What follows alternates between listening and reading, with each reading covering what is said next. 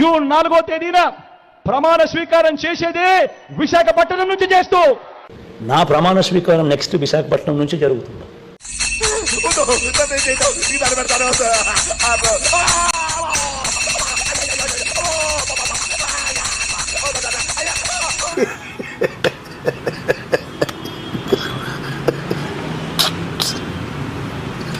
మీ అందరికీ కూడా రాబోయే రోజుల్లో ఇంకా మంచి కూడా చేస్తాడు.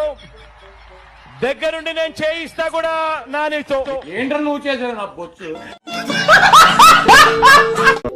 ఈ రాష్ట్ర ప్రజలు మంచి చేసిన జగనన్నని మర్చిపోరు.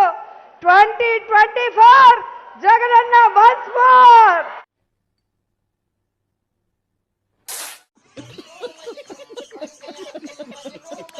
నా 20 సంవత్సరాల రాజకీయాన్ని సరే పణంగా పెట్టి సవాలు సుడతా ఉన్నా. పల్నాడులో గాని నేను ఓడిపోతే రాజకీయంలో నుంచే తప్పుకుంటా.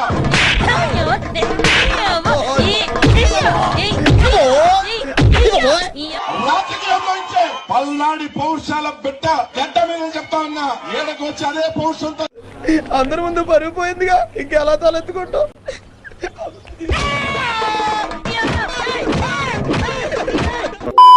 పాపం ఊరికినా పోతే నరకలోకంలో కూడా మీకు గొద్ద కోసేసి కారం పెట్టేస్తారు దొంగ నా కొడకల్లా. జగనన్న జగనన్న మీకు నా సెల్యూట్. జగనన్న జగనన్న సెల్యూట్ కొట్టుకోండి ఇద్దరు కూర్చో. జుబ్బా జుబ్బా.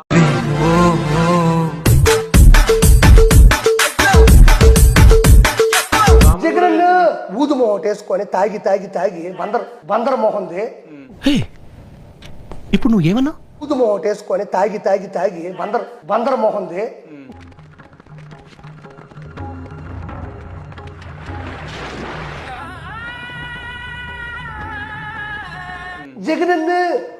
జగనన్న ఆయన నీకు సెల్యూట్ అంటే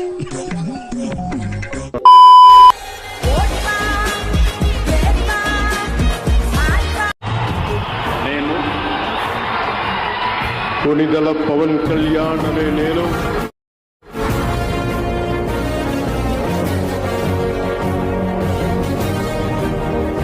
అదే టైంలో పులొచ్చింది.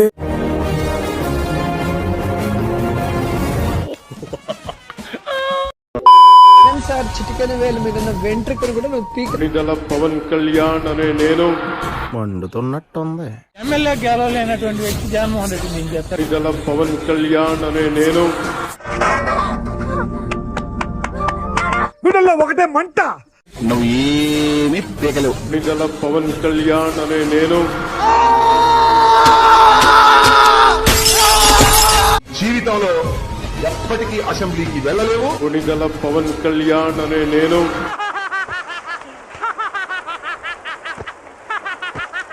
నలుగురిని పెళ్లి చేసుకుని 4 ఏళ్ళకి ఒకసారి భార్యను మార్చాలి. కొణిదెల పవన్ కళ్యాణ్ అనే నేను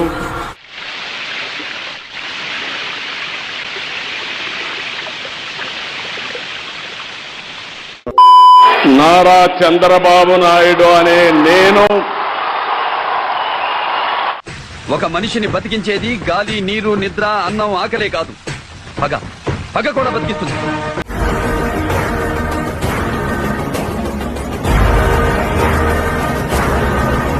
నా పని అయిపోయింది అనుకున్నారా? ఆంధ్రప్రదేశ్ రాష్ట్ర ముఖ్యమంత్రిగా నా కర్తవ్యాలను శ్రద్ధతో, అంతఃకరణ శుద్ధితో నిర్వహిస్తానని దైవ సాక్షిగా ప్రమాణం చేస్తున్నాను.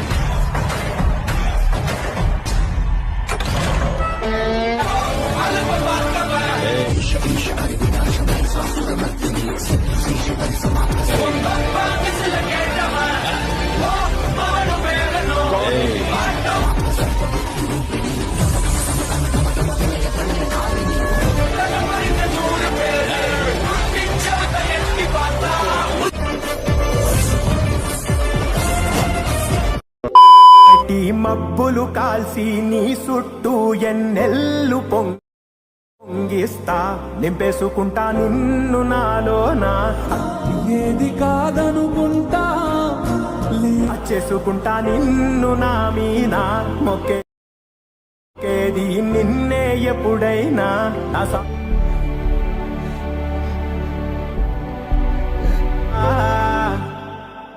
సెమ్మసేరదు మీ కంట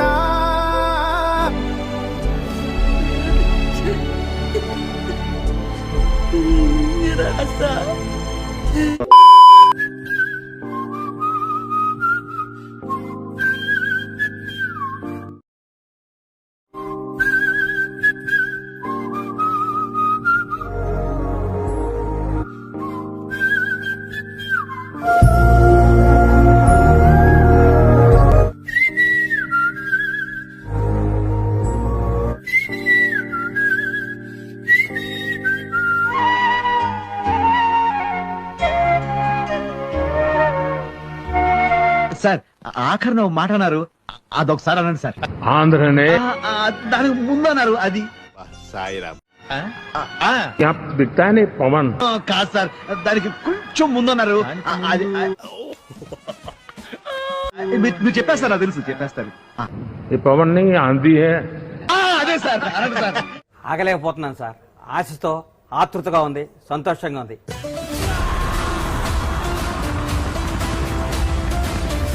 ఏదో తెలియక చేశాడు, వదిలేయచ్చుగా. అలా ఎలా వదిలేస్తాం, తెలుసుకోవాలిగా. అంతేగా అంతే. శేఖర్, ఫ్యాన్ 2లో పెట్టు.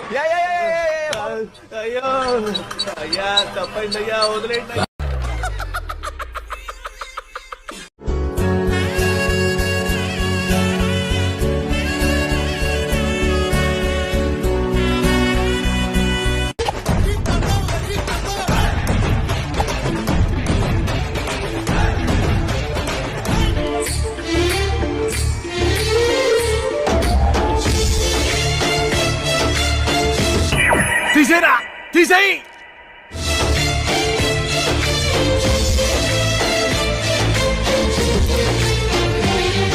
ఈ పాపను చూడలేను, నేను చచ్చిపోతా. ఓ ఈ సచ్చినోడు కలకత్తా నుంచి వచ్చి నా ప్రాణం పాడు చేయడానికి వచ్చానమ్మ సచ్చినోడు. అయ్యా రానన్న రామ్మ రామ్మ, ఇడి జమ్మడిపోని ఇడి జమ్మడిపోని. సర్లే గాని గాలట్లేదు, ఓసారి ఫ్యాన్సీ చేసుకోండి. నీకోసం ఒక్కసారి అంటే బాబాయ్ 2 సార్లు వేస్తాను. ఒకటోసారి, రెండోసారి మనతో ఒక ట్రైన్ రివర్స్ అయిపోద్ది. పంచుకో.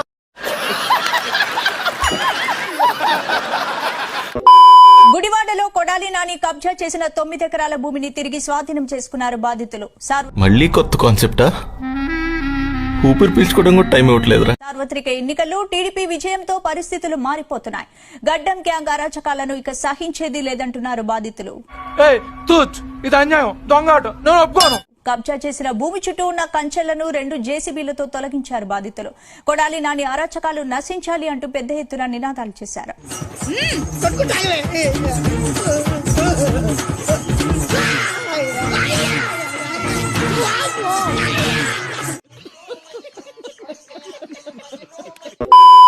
ఈ ట్రోలింగ్లు వెక్కిరింతల గురించి భయపడుతూ కూర్చుంటే కుదరదు జగనన్న. ఇది వెళ్ళిపోద్ది లోపలికి. మన కార్యకర్తల్ని రోడ్ల మీద పడేసి ఆ పచ్చ టవల్స్ కప్పుకుని వచ్చిన మంద ఇవే తగ్గించుకుంటే మంచిది. మన వాళ్ళ మీద పడుతుంటే మన వాళ్ళు ఏం చేస్తున్నారు నాకు అర్థం కావట్లేదు. నువ్వేనా తాగేస్తున్నావా లేదా డ్రగ్స్ వాడుతున్నావా? నీకు బ్రెయిన్ సెల్స్ ఏమైనా డ్యామేజ్ అయ్యాయా? ఈ రౌడీ రాజ్యంలో ఉండటం కొంతమందికి ప్రాబ్లం అయితే గనక ఆంధ్ర విడిచి రండి బయటికి. టైం వచ్చినప్పుడు చూసుకుందాం.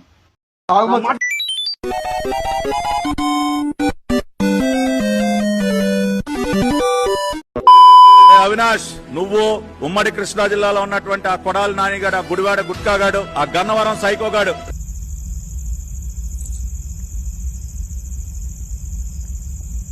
వల్లభనేని వంశీ అక్కడ ఇక్కడ పారిపోయి దాక్కుంటా ఉన్నావంట. పేరుని నాని, అనిల్ కుమార్ యాదవ్ ఎవ్వరిని కూడా మర్చిపోయే ప్రసక్తే లేదు. గ్రాముల్లో కిలోలో కాదు, టన్ను లెక్కనిస్తాను. భయం. అరే జగన్ రెడ్డి, నీకు కూడా చెప్తా ఉన్నా, నువ్వు కూడా ఈ రోజు నుంచి నేల మీద పడుకో, దొడ్డన్నం తింటూ అలవాటు చేసుకో. ఇండియన్ టాయిలెట్ వాడటం అలవాటు చేసుకో. రోజు నాన్ వెజిటేరియన్ మానేసే, పొద్దస్తమానం ఫోన్లు మాట్లాడటం మానేసే. 6 గంటల తర్వాత తలుపులు వేసుకోవటం అలవాటు చేసుకో. ఇది మాత్రం నీకు ఆల్రెడీ అలవాటు రా బాబు. ఎందుకంటే మామూలుగానే నువ్వు 6 గంటల తర్వాత ఎవరితో మాట్లాడడం అంట.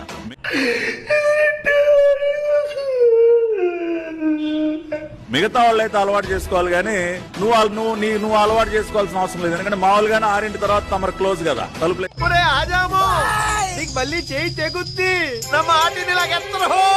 జైల్లో 16 నెలలు ఉన్నావు కానీ గ్యాప్ వచ్చింది కదా, కాబట్టి మళ్ళీ ఒకసారి ఇటువంటివన్నీ అలవాటు చేసుకుంటే మంచిది.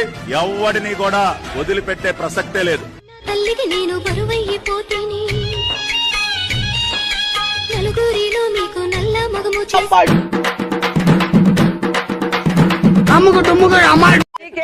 పని వాళ్ళ ఇంట్లో రాత్రులలో కంటిన్యూస్ గా వాళ్ళ ఇంటికి ఎందుకు వెళ్ళి తిన్నావు? పెళ్ళైన తర్వాత నువ్వు కంటిన్యూస్ గా వాళ్ళ ఇంట్లోకి పోయి తిన్నప్పుడు సిగ్గు అనిపించలేదు నీకు?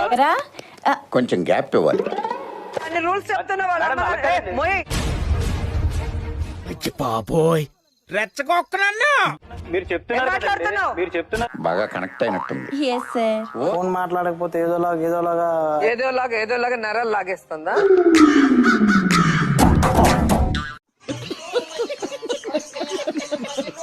వాళ్ళిద్దరు ఎవరు? మరి వాళ్ళిద్దరి మధ్యలోకి నువ్వు ఎందుకు దూరుతున్నావు? ప్రేమించను కాబట్టి దూరుతాను.